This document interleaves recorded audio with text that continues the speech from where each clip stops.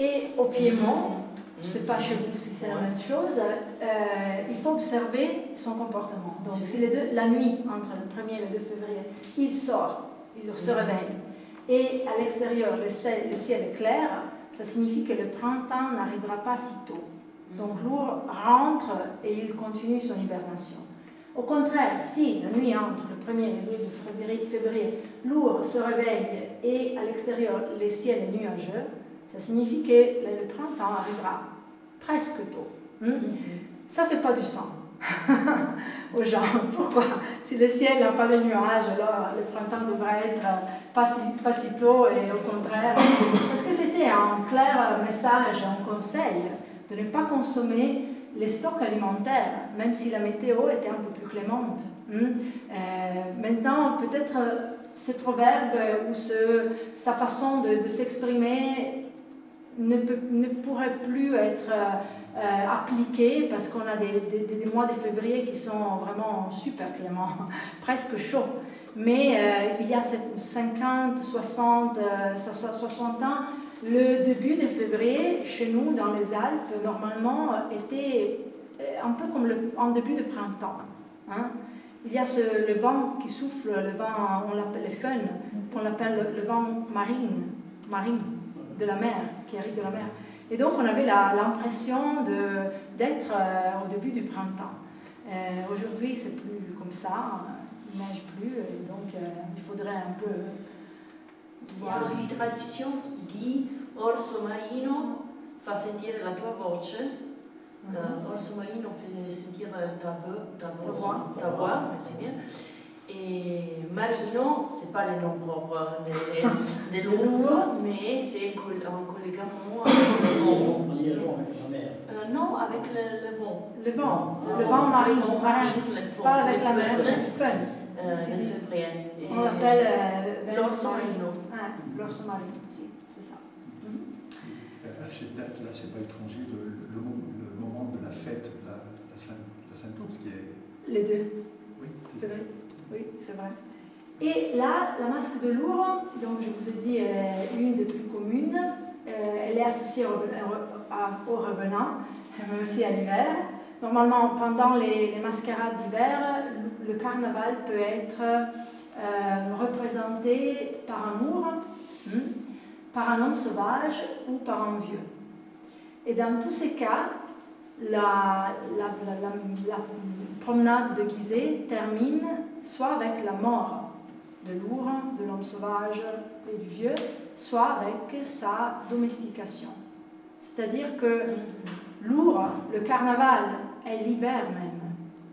Et donc il faut le domestiquer pour que le printemps arrive, ou il faut le tuer. Ok. Là, on a un exemple, on est toujours dans la vallée des Suzes, on revient à Montpenterre.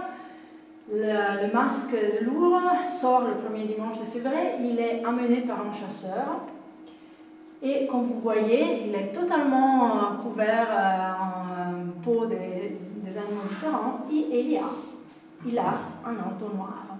Pourquoi? Je vous le demande. Devinez. È un imbuto. Alors, c'est pour amplifier ses cris. On peut voir à l'église. On peut aller à l'église. Non. Spécial. Regardez.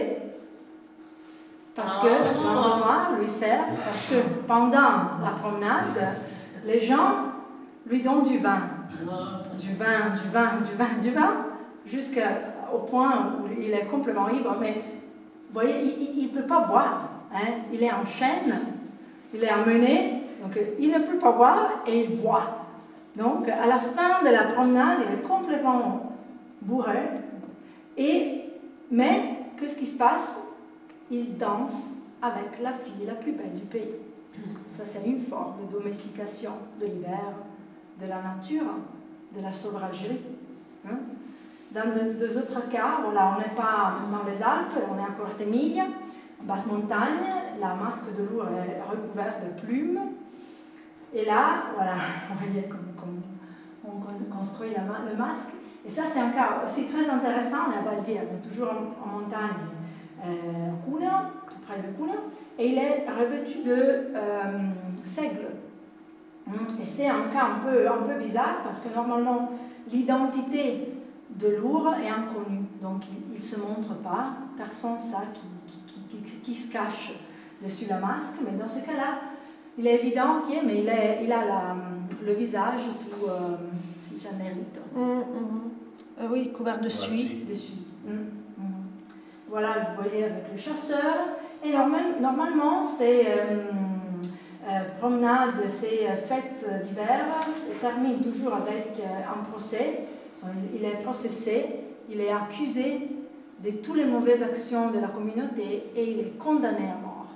Normalement, il est brûlé. Donc les feux que vous voyez pendant le carnaval sont le carnaval qui brûle, en fait. Voilà. C'est l'anti-Père Noël. Ah oui, c'est l'anti-Père Noël. C'est ça. Parce que le Père Noël aussi, on l'identifie pas. Mais là, par contre, il est négatif. Donc le Père Noël, c'est celui qui met des cadeaux. Oui. Mais il y a des personnages, je n'ai pas eu le temps de vous les montrer, ils s'appellent Krampus. Ils sont répandus dans le Trentino, Friuli, Venezia Giulia. Ils sont monstrueux. Et ils fouettent les enfants qui ne se sont pas menés bien pendant l'année. Mais si les enfants se sont menés bien, ils leur donnent des cadeaux. Donc ce sont des personnages très intéressants parce qu'ils font un peu de conjonction entre un personnage comme Père Noël et aussi des êtres du folklore. Donc, c'est un petit peu semblable au servant, le servant qui peut être positif ou négatif. Ah oui. Il en principe, il est positif, mais si on ne l'accepte pas, si on ne fait pas ce qu'il veut, il peut être... Oui, c'est vrai. Et là, pour vous montrer qu'il y a des ours pratiquement un peu partout, en France, il y en a aussi pas mal, en Espagne, dans les Pyrénées, il y en a un peu partout. Ok, on termine, on a presque terminé, avec les animaux qui sont connectés, qui sont liés au cycle rituel de la récolte. On a parlé des animaux qui sont associés et des masques qui sont associés à l'hiver, mais il y a aussi des animaux qui ont une valeur symbolique qui est liée surtout à la moisson et à la récolte. Chez nous, au Piémont, on a cette expression qui est trouver prendre la caille, trouver la quaia, trouver la caille. Et ça se réfère au fait que pendant la moisson, c'était pas si rare de trouver dedans les gerbes. Un lapin, une petite caille qui s'est cachée dedans. Et malheureusement, de temps en temps, ils venaient tuer par les moisseurs. Et ça, il y a certains auteurs qui ont lié ça à une idée de l'existence d'un esprit de blé, de la moisson qui doit être tué, doit être sacrifié pour favoriser la pousse du blé et tout ça. Et on a une représentation du ponievik, c'est un esprit du blé russe qui en fait se trouve dans le blé et qui est toutes les fois il est tué. Puis il renaît et tout ça. Mais c'est un cycle un peu de mort et de renaissance. Et on termine avec les animaux de l'alpage. Christian, ça se le sait bien, et que l'alpage est quand même un lieu de passage. Un lieu de passage parce que ça peut être habité dans une saison, mais peut-être aussi vide. Et il marque aussi des espaces différents, donc l'espace des vivants et un espace des morts, des revenants. En Lombardie, il y a cette idée que les alpages sont peuplés pendant l'hiver par une catégorie de revenants qui s'appellent confinats, qui sont confinés, qui sont des revenants qui sont morts avant leur mort naturelle et ils sont condamnés à vagabonder sur terre. Et ils font du bruit, ils frappent avec les battes en fer sur les rochers, les pierres, mais sur le toit des alpages, des mangues. Et aussi, j'ai recueilli cette légende en Lombardie, ça s'appelle la donna del gioco, mais c'est la chasse sauvage, la caccia selvatica, qui n'est pas une entité précise, mais c'est un ensemble d'entités qui sont liées à la chasse apparemment mais qui peuplent aussi les lieux qui ne sont pas habités pendant toute l'année. Donc, par exemple, les alpages. Donc, cette légende dit que la chasse sauvage n'est pas humaine, il s'agit d'une entité indéfinible qui fait peur et cause de nombreux dommages. Quand elle arrive tout près des alpages, elle commence à crier, effrayer les animaux qui se trouvent à l'intérieur. Elle se jette vers les portes, les fenêtres et les griffe violemment. Je ne sais pas, Christian, si tu as des témoignages sur les êtres qui effrayent les animaux je me souviens de ces vidéos qui avaient été réalisées par Bravo et par Artoni. Il y avait un homme qui disait que pendant qu'il était dans l'alpage, il lui arrivait d'écouter des bruits qu'il attribuait à quelque chose de surnaturel qui vivait ou se bougeait tout près. Je me souviens de ça. Il y a des choses. Ok. Est-ce que j'ai encore 2 minutes? Oui, bien sûr. Oui. Alors, au début de ma présentation, je vous ai dit que je suis très intéressée à comment l'imaginaire évolue et comment il change, mais aussi à comment on peut utiliser l'imaginaire aujourd'hui. Et un des cas dans lesquels on peut utiliser l'imaginaire, la création de parcours thématiques. Là, on voit le lieu de la Masca Micilina. La Masca Micilina est une des masques les plus connues au Piémont, qui avait vécu à Pocapaglia. Pocapaglia n'est pas en montagne, mais les organisateurs du écomusée qui s'appelle Des Roques del Roero ont organisé des parcours dans le lieu où apparemment cette masque avait vécu. Donc, une sorte de marque de fabrique du territoire. Les randonnées dans la nature, il y en a plein en Italie, je crois en France aussi. Vous voyez aussi le parc naturel delle Dolomiti Friulane, la randonnée pour enfants à la recherche des lutins, et la randonnée Via dell'Acqua a Belluno, côté Veneto, à la recherche du sanguinetto, une variante de l'homme sauvage. Et là, le dernier cas d'étude que je voulais présenter était un cas de réinvention de l'imaginaire. Et il s'agit d'Espasso Collignon. L'espasso Collignon était une randonnée organisée en Vallée des Suzes par l'écomusée et par le parc naturel. Et pendant cette randonnée, c'était normalement adressé aux enfants, aux écoliers, était à la découverte des lutins. Et c'était une randonnée très interactive parce que les écoliers, les enfants, de temps en temps trouvaient du papier pendant le parcours et ils devaient se faire des chapeaux comme les lutins, puis ils trouvaient des tampons d'ouate, ils devaient se créer des barbes et encore ils devaient retracer les traces des lutins, donc apprendre à connaître la nature. Et puis un peu partout, il avait éparpillé ces trucs qui représentaient les lutins. Et là, à la fin du parcours, il devait écrire sur un cahier ce qu'il avait vu, ce qu'il avait appris. Et ensuite, il devait cacher le cahier.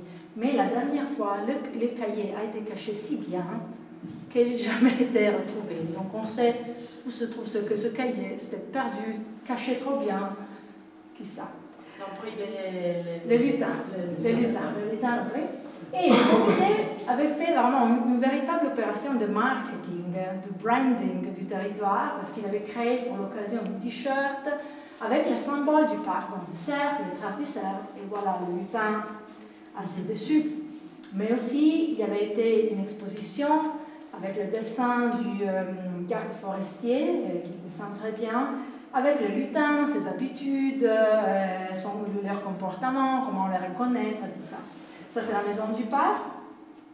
Alors, le point le plus intéressant est la création d'un nouvel type d'imaginaire. Parce que le lutin, tel que vous le voyez, n'est pas un être imaginaire de la vallée des Suzes. Jamais existé.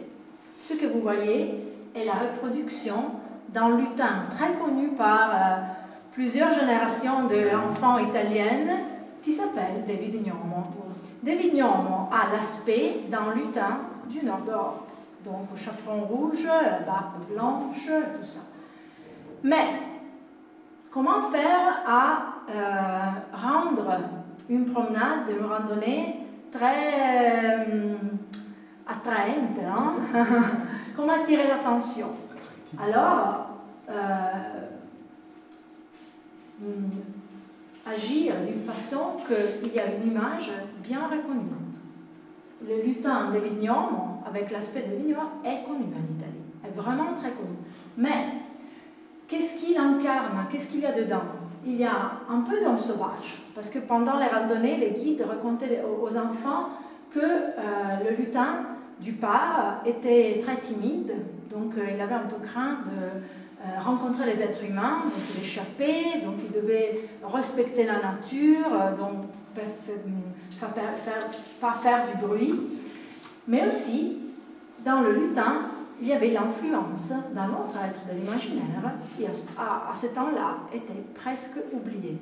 Je parle du Dahu.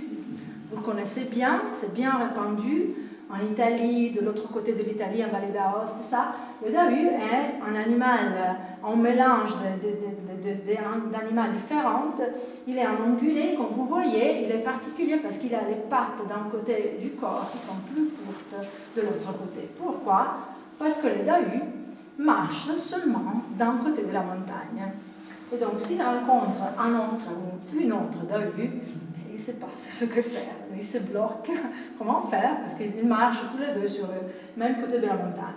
Et comment on peut faire à attraper un Dahu? On doit se mettre derrière le Dahu et crier « Dahu, Dahu !»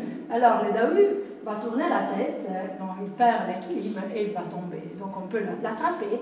Et lorsqu'il sera attrapé, il va révéler où il a caché ses trésors. Donc, l'image du Dahu, le Dahu est un peu le gardien de la montagne, des Alpes, mais à ce temps-là, donc ces randonnées étaient, on l'organisait pendant les années 2006-2008, et puis ils ont cessé à la faire. Mais à ce temps-là, presque personne ne savait plus qui était le Dahu. Il avait perdu complètement la mémoire sur le Dahu, mais il savait très bien qu'il était d'Avignon. Et donc, pendant ces années-là, si tu demandais à un enfant qui sont les êtres imaginaires du Par, qui sont les êtres imaginaires de la vallée des Suzes, ah bon, le lutin du Par. Et qu'est-ce qu'il y a? Qu'est-ce qu'il fait ce lutin? Ah, il garde les trésors. Il est le protecteur de la montagne. Et il est timide. Donc, toutes les caractéristiques qui, de toute façon, appartenaient à d'autres êtres imaginaires. Maintenant, la situation peut changer parce que pendant 20 ans, l'image du Dahu, au contraire, c'est très répandue. On a vraiment beaucoup de restos, de parcours qui sont dévoués au Dahu. Je ne sais pas ici à Valle d'Aoste, mais au Piémont, il y en a vraiment beaucoup. Et les gens savent qui est le Dahu. Il y a des auteurs qui ont écrit des bouquins, des livres sur le Dahu. Mes étudiants à l'université ont fait une recherche sur le Dahu, ils savent tout sur le Dahu. Mais à ce temps-là, c'est très culturel, était en train d'être oublié, d'être... oui. Et là, je vous ai mis aussi des images d'Avignon pour vous montrer qu'au niveau italien, d'Avignon est vraiment connu. Il y avait les cartes à jeu, il y avait beaucoup de choses. Et l'image est toujours la même. Oui, il a aussi d'autre part thématiques sur les êtres fantastiques, un peu partout en Italie. C'est le Bosco delle Meraviglie, c'est plus près de Turin. Voilà, avec les images. Une autre façon pour utiliser l'imaginaire est créer un brand, une marque de fabrique et un point d'attraction touristique. On est à Sarmede. Sarmede est une petite ville tout près de Treviso. Et Sarmede est connu comme le pays des fêtes parce que presque tous ces murs sont fresqués. Il y a des fresques qui représentent des aspects de l'imaginaire. Vous voyez les anguane, mais aussi l'hôtel de ville est complètement couvert de fresques de Pinocchio, traits de Pinocchio ou des contes ou des légendes. Il y a des gens qui vont exprès à Sarmede parce qu'ils savent qu'il s'agit du pays des fées. Donc ils associent. Puis il y a des exemples des narrations adressées aux enfants. Je voudrais vous montrer, mais je ne sais pas s'il y a encore du temps, des vidéos qui ont réalisé les Museo degli Usi e Costumi della Gente Trentina, San Michele all'Adige. Ils ont recueilli des légendes portant sur l'homme sauvage, sur l'anguane, et puis avec l'aide d'un informaticien, ils ont réalisé des bandes animées sur ces êtres de l'imaginaire. Et moi-même, je les montre chaque année à mes étudiants à l'université, parce qu'ils se rendent compte de ce que c'est l'imaginaire. Et pour terminer les fêtes à thème, on a aussi beaucoup de fêtes des masques. Et vous voyez aussi que, comme dans le cas des lutins, on a eu une complète reconstruction de l'image des masques, parce que les masques étaient des paysannes, des gens, des femmes, tandis que dans les fêtes qui célèbrent les masques, qui sont dédiées les masques sont représentés exactement comme ça. Donc on les a tirés du Disney, encore une fois, de Amelia et Nocciole, je ne sais pas comment on dit en français, Hazel en anglais, Magica de Spell. On a cette image qui est très connue, très reconnaissable, mais qui ne fait pas partie de la masque. Et encore, moi j'ai été à plusieurs de ces fêtes et j'ai vu vraiment chaque sorte de représentation des masques comme ça, comme la masque un peu sexy, charmante, mais aussi j'ai vu des représentations des masques un peu comme il s'agissait d'un personnage de Seigneur des Anneaux ou bien du Hobbit, parce qu'ils ont vraiment super réinterprété l'imaginaire. Qu'est-ce qu'on dit? C'est bien, c'est un trait négatif, c'est un trait positif de réinterpréter l'imaginaire et de l'inventer.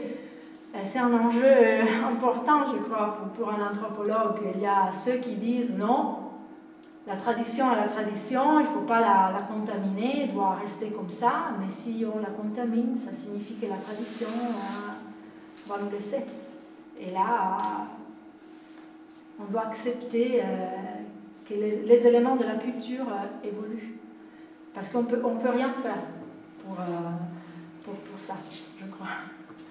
C'est des fêtes des masques, et la dernière image était aussi une marque de vin chardonnay au Piémont qui s'appelle justement les masques, avec un beau chapeau à sorcière qui était vendu. Et voilà. Donc, je terminais et je vous remercie.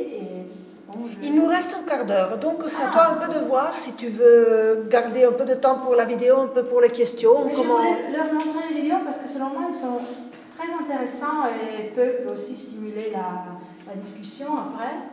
Si j'arrive à... tu cherches... moi, je cherche ma clé USB. Oui, alors tu descends.